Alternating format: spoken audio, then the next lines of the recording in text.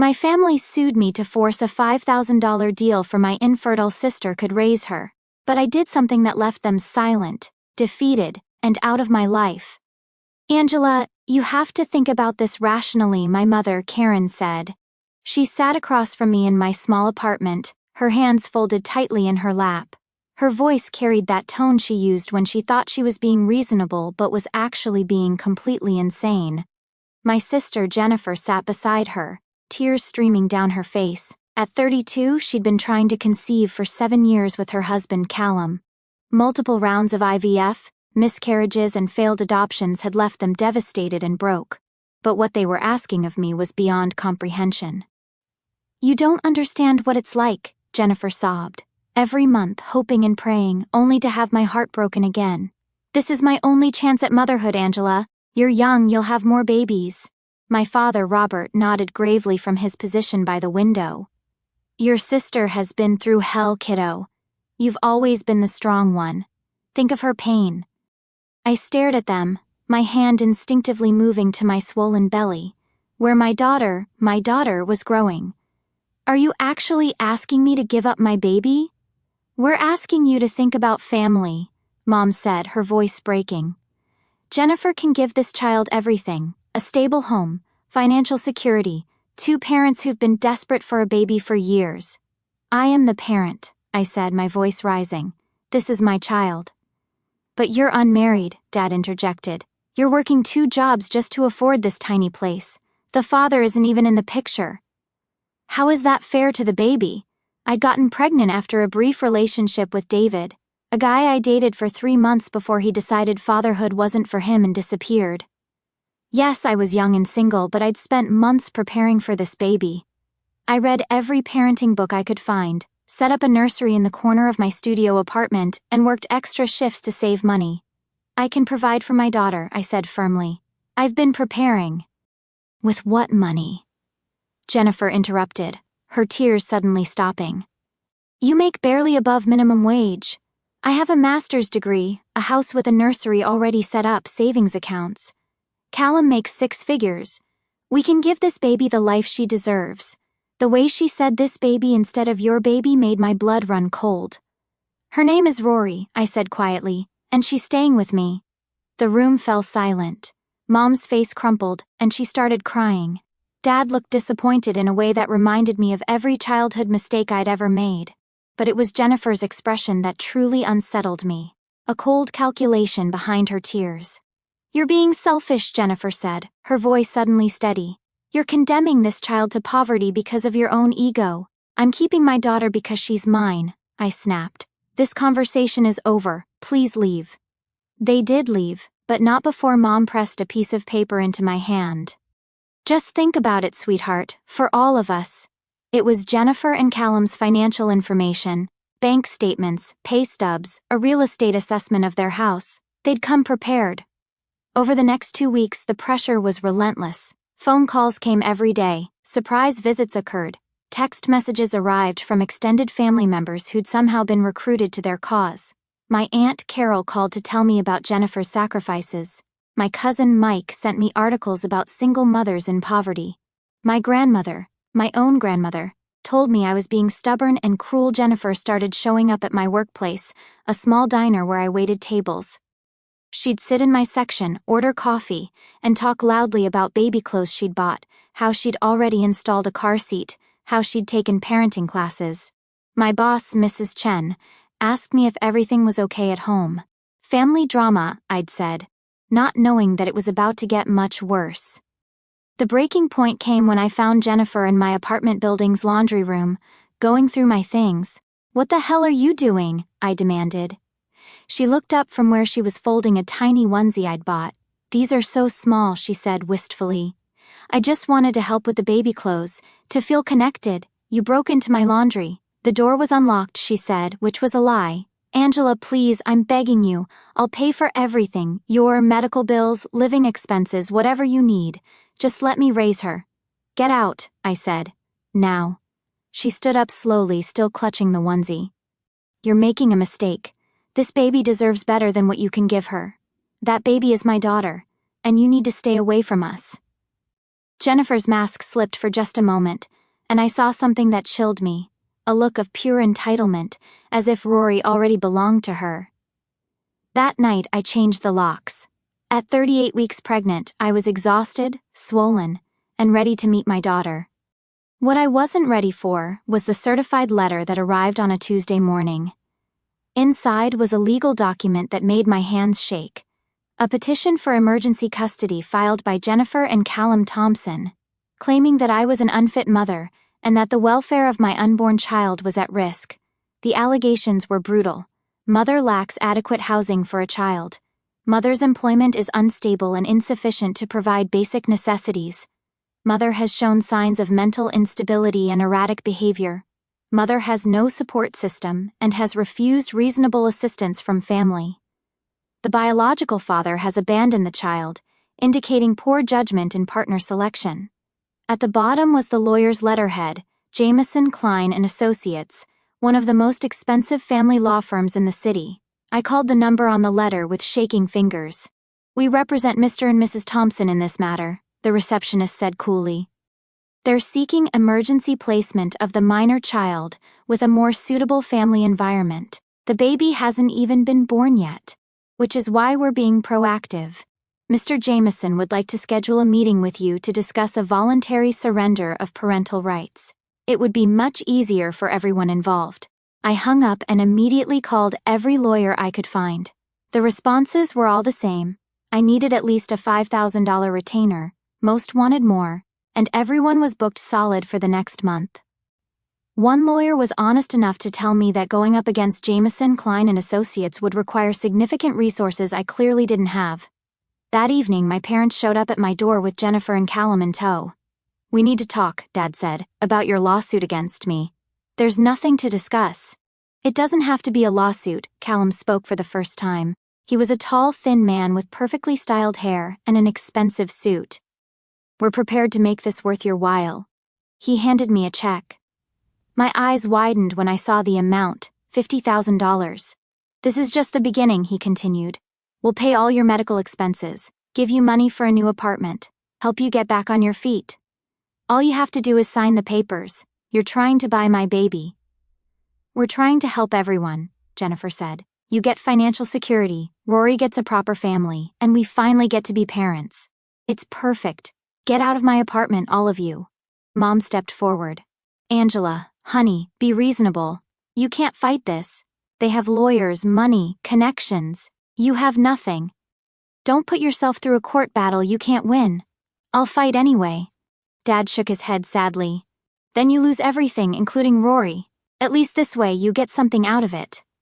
After they left, I sat on my second-hand couch and cried until I had no tears left. They were right about one thing. I couldn't afford to fight this battle. But I'd be damned if I'd just hand over my daughter. Desperation led me to legal aid, where I met Maria Santos, a tired-looking woman in her 40s who worked out of a cramped office filled with stacks of case files. "I'll be honest with you," she said after reviewing my case. "This is going to be tough. The Thompsons have serious legal firepower, and their claims aren't entirely without merit. I'm not an unfit mother. You're young, single, and financially struggling.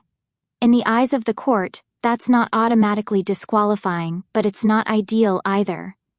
She leaned forward. "However, there are some things about this case that bother me." "Like what?"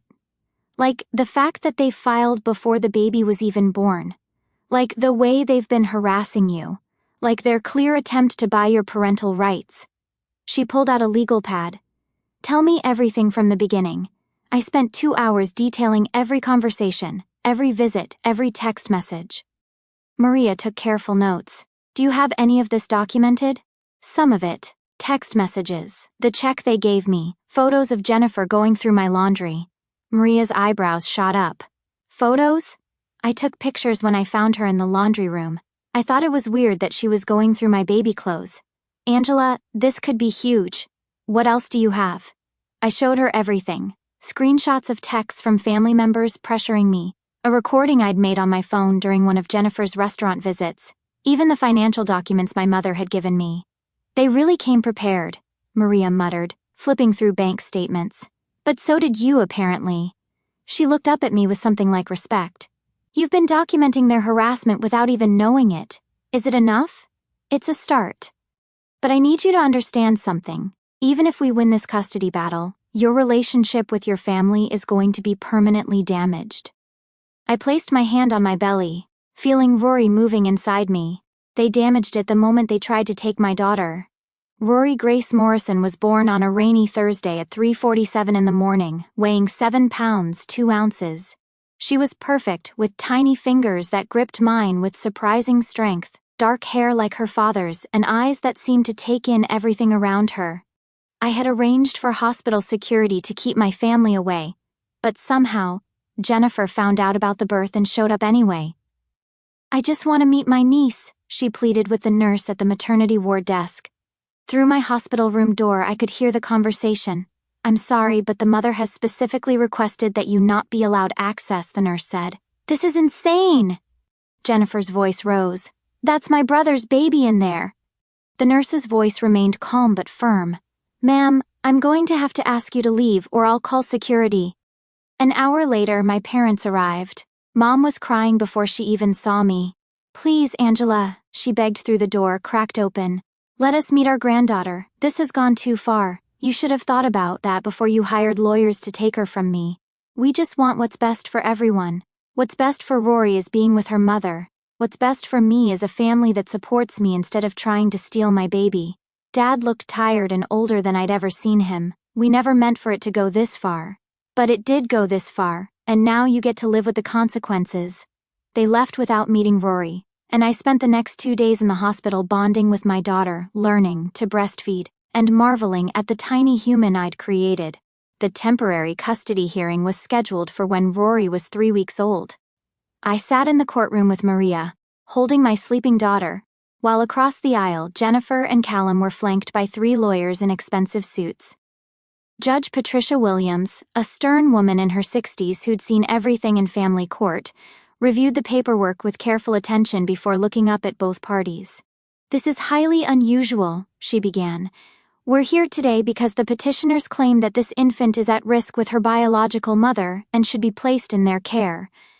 Ms. Morrison, I understand you oppose this petition?" "Yes, Your Honor. My daughter belongs with me." "Mr. Jameson, present your case." Jennifer's lead lawyer, a polished man who spoke with practiced authority, stood. "Your Honor, while we sympathize with Ms. Morrison's desire to parent her child, the reality is that she cannot provide a stable, secure environment.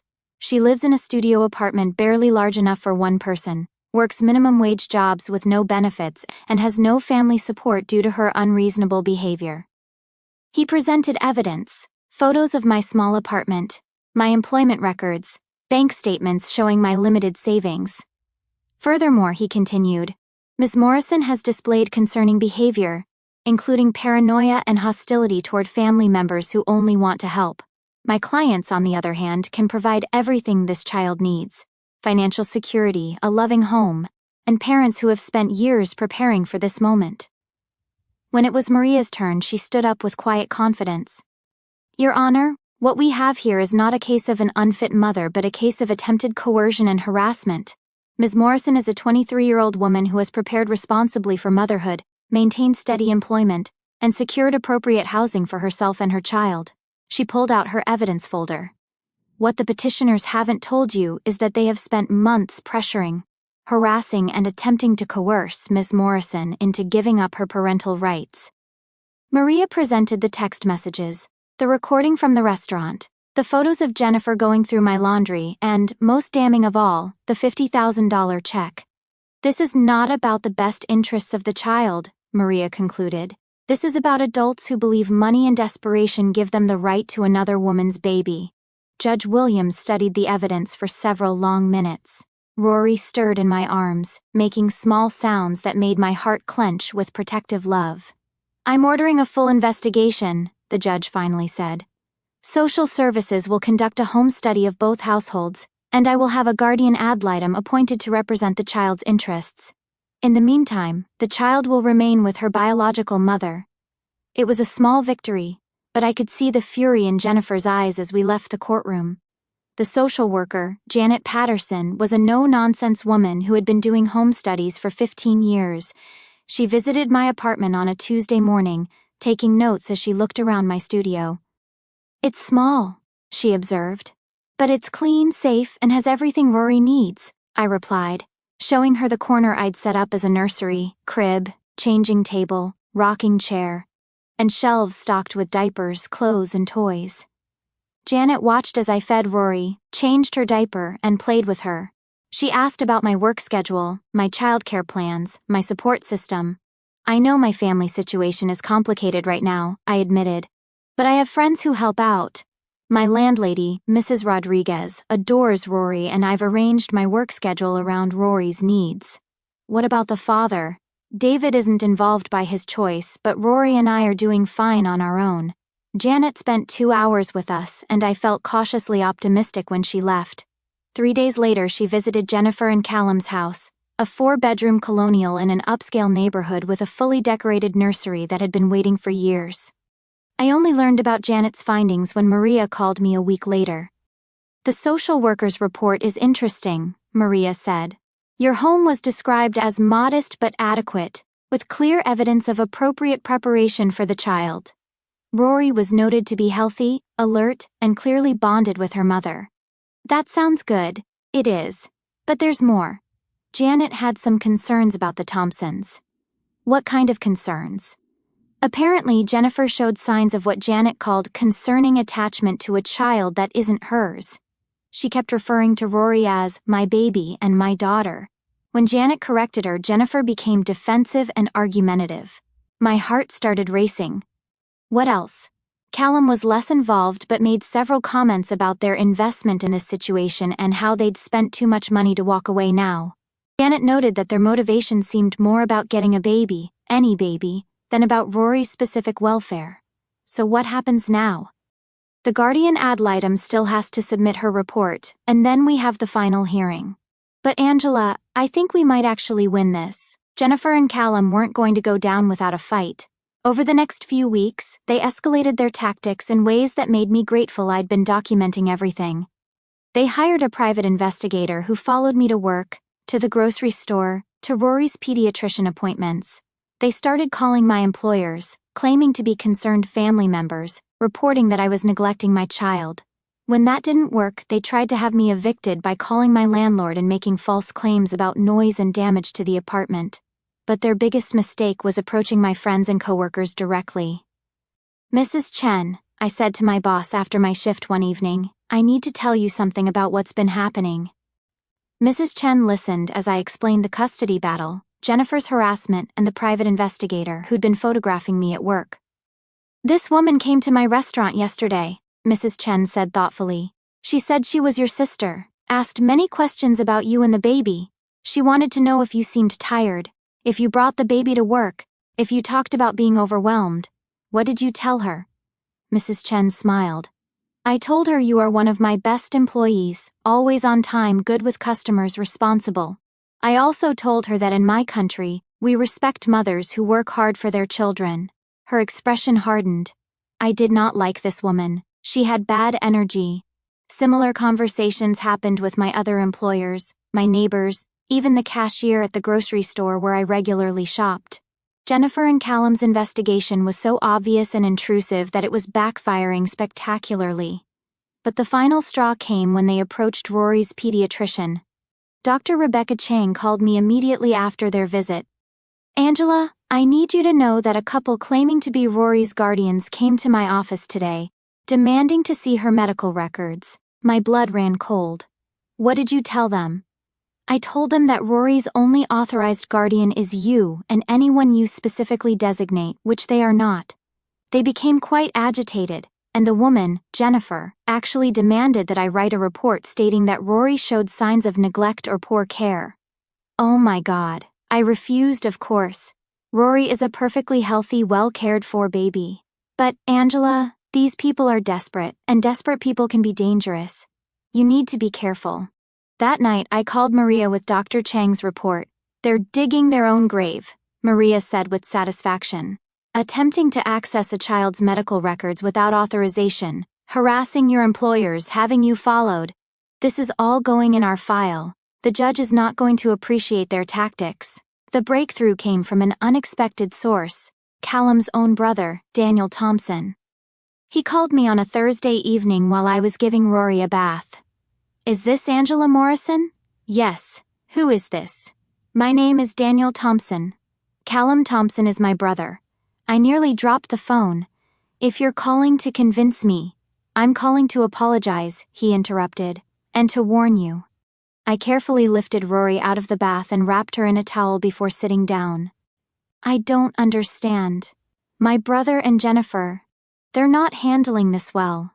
Jennifer has been obsessed with having a baby for years, but in the last few months, it's gotten scary. She's been buying baby clothes and furniture, talking about her daughter Rory like you don't exist."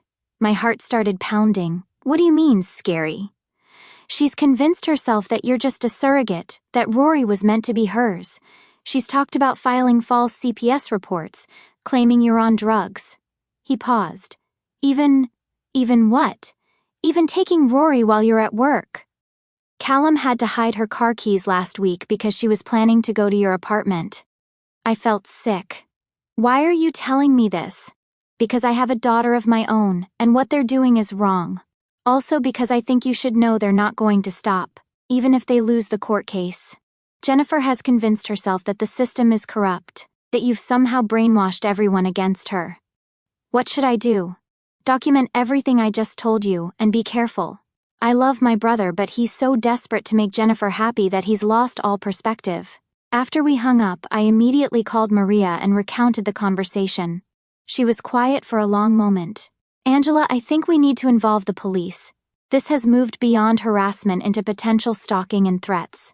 The next morning, I filed a police report. Officer Martinez took my statement and reviewed all my documentation with growing concern.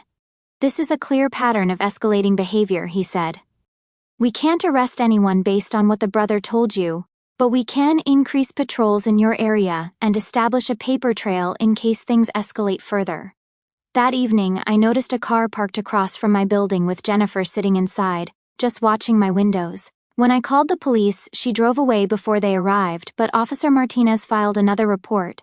"She's testing boundaries," he told me. "This behavior often escalates before big court dates." "Is there somewhere else you can stay?" I shook my head. "This is my home. I shouldn't have to hide from my own family." But that night, I barely slept, jumping at every sound in the hallway. The courtroom was packed for the final custody hearing. My parents sat behind Jennifer and Callum, while my few supporters, Mrs. Chen, my neighbor Mrs. Rodriguez, and Dr. Chang, sat behind me and Maria. Guardian ad litem Susan Walsh presented her report first. She was a calm, professional woman who'd spent weeks investigating both households. "Your Honor, after extensive investigation, I find that Rory Morrison is a healthy, well-cared-for infant who has formed appropriate attachment bonds with her biological mother. Ms. Morrison has demonstrated competent parenting skills and has provided adequate care despite limited financial resources." She paused, consulting her notes. "However, I have significant concerns about the petitioner's behavior throughout this process." Jennifer's lawyer jumped up. "Objection, Your Honor. The guardian's personal opinions about my client's motivations are..." "Exactly what I asked her to evaluate," Judge Williams said firmly. "Sit down, Mr. Jameson." Continue, Ms. Walsh. "The petitioners have engaged in systematic harassment of the biological mother, attempted to access the child's medical records without authorization, and have made statements suggesting they view this child as their property rather than recognizing her as an individual with her own rights and needs." Maria stood for our presentation. "Your Honor, we have additional evidence that has come to light since our last hearing." She presented Daniel Thompson's statement, the police reports, documentation of the private investigator, and statements from my employers and Rory's pediatrician. What we see here is a pattern of escalating behavior that raises serious questions about the petitioner's judgment and emotional stability. This is not about providing a better home for this child. This is about two adults who believe their desire for a baby gives them the right to take one from its mother. Mr. Jameson's presentation was desperate and increasingly aggressive. He attacked my age, my financial situation, my single status, and my refusal to consider the child's best interests. But when Jennifer took the witness stand, everything fell apart for them. Mrs. Thompson, Maria said during cross-examination, you've referred to Rory as your daughter multiple times during this process. Can you explain why? I just feel so connected to her. I've been preparing for her for so long. But she's not your daughter, is she? Jennifer's composure cracked. She should be. I can give her everything. Angela doesn't appreciate what she has. She doesn't understand how lucky she is. Lucky to be a mother to her own child. Lucky to get pregnant so easily. Jennifer's voice rose.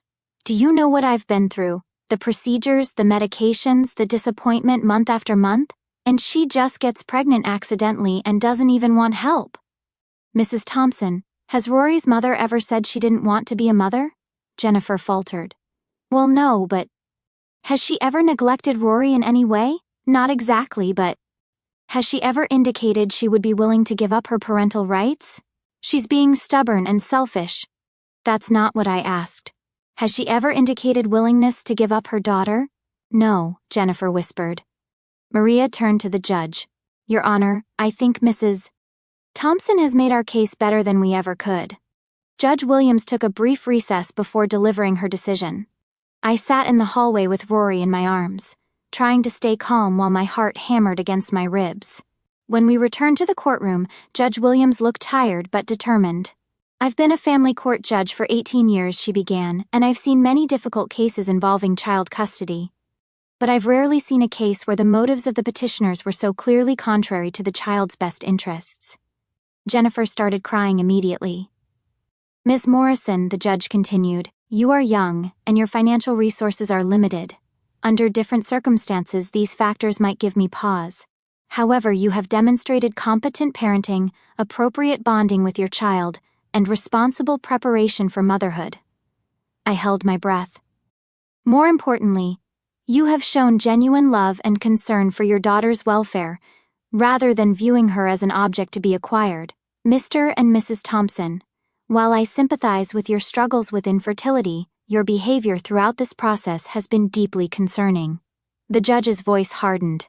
Attempting to coerce a young mother into giving up her child, harassment, stalking, unauthorized attempts to access medical records, and the clear attitude that this child somehow belongs to you demonstrate a fundamental lack of respect for both the law and this child's actual best interests.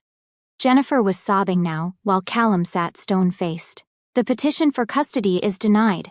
Rory Morrison will remain in the care of her biological mother, Angela Morrison. Furthermore, I am issuing a restraining order preventing the petitioners from contacting Ms. Morrison or her daughter except through legal counsel. The gavel came down with finality. In the parking lot after the hearing, my parents approached me one last time. Angela, Mom said, her voice broken, we never meant for this to happen. We just wanted to help Jennifer. By trying to take my daughter? Dad looked older than ever. We thought it would be better for everyone. Jennifer was so desperate and you seemed so young. I was young. I wasn't incompetent. Can you ever forgive us? Mom asked. I looked down at Rory, who was sleeping peacefully in her car seat, oblivious to the drama that had surrounded her first months of life. Maybe someday, I said honestly. But right now, I need to focus on my daughter and rebuilding my life without people who think they have the right to decide what's best for us. Jennifer and Callum drove past us as we talked. Jennifer was still crying, and through the window, I could see her looking at Rory with an expression of pure longing that made me grateful for the restraining order. That night, alone in my apartment with Rory, I finally allowed myself to cry. Not from sadness, but from relief and exhaustion. We'd won, but the victory felt bittersweet. I'd lost my family, but I'd saved my daughter. Over the next few months, I focused on building a new life for Rory and myself. Mrs. Chen promoted me to assistant manager at the diner, which came with better pay and health insurance. I enrolled in night classes to finish my degree, with Mrs. Rodriguez babysitting Rory while I was in class.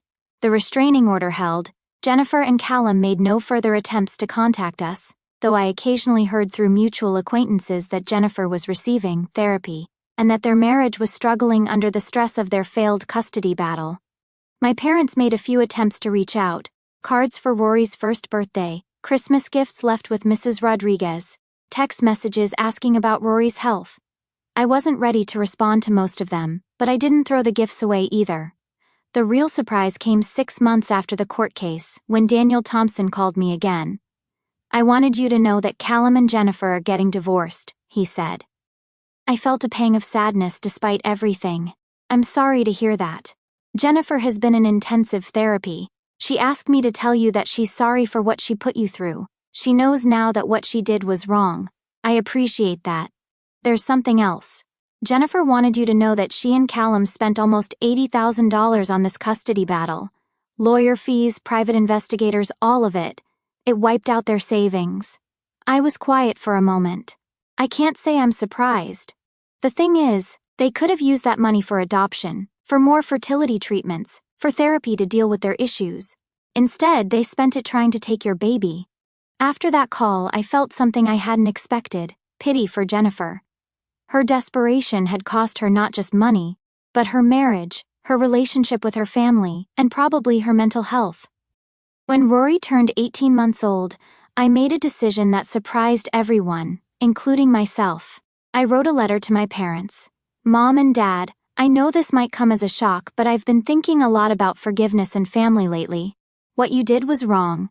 Deeply, fundamentally wrong. You tried to take my daughter from me, supported someone else's claim to her, and participated in a campaign of harassment that could have destroyed both our lives. But I also know that you acted out of misguided love for Jennifer, and I believe you genuinely thought you were helping. You were wrong, but your intentions weren't malicious. Rory is thriving. She's walking, saying a few words, and has the most infectious laugh you've ever heard. She deserves to know her grandparents. If you're willing to respect boundaries and acknowledge that I am her mother, and the only person who gets to make decisions about her life, if you want to meet your granddaughter, you can come for Sunday dinner next week. But I need to be clear. Any attempt to undermine my parenting, any suggestion that Rory would be better off with someone else, any contact with Jennifer about Rory, and you'll never see us again. The choice is yours." Angela? They came to dinner. Dad cried when he held Rory for the first time, and Mom kept apologizing until I asked her to stop. It was awkward and emotional and complicated, but it was a beginning.